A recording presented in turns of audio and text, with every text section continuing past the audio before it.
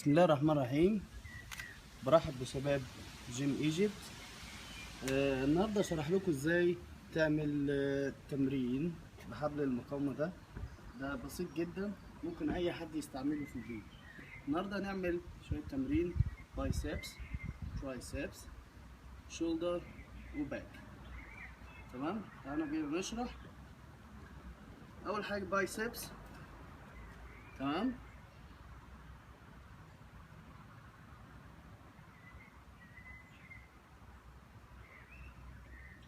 ممكن تعكس ايدك وتعمله هامر كمان، ده برضو تبع البايسبس. ترايسبس اهو هنا،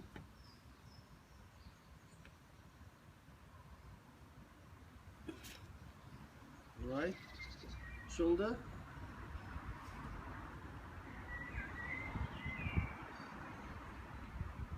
وممكن نلعب شولدر كده كمان مقاومة.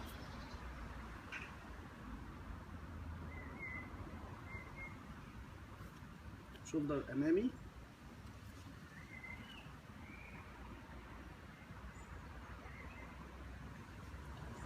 واخر حاجة معانا باك.